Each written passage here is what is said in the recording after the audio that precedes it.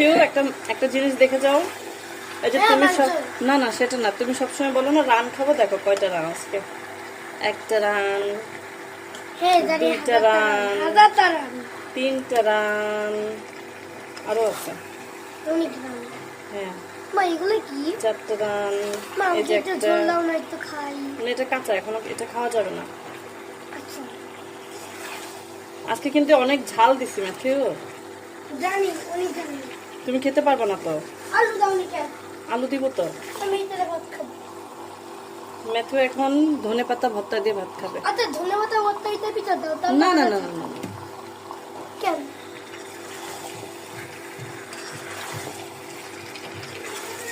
Matthew তোমার তো আজকে মাংস খেতে অনেক ঝাল লাগবে, তুমি কি করবা?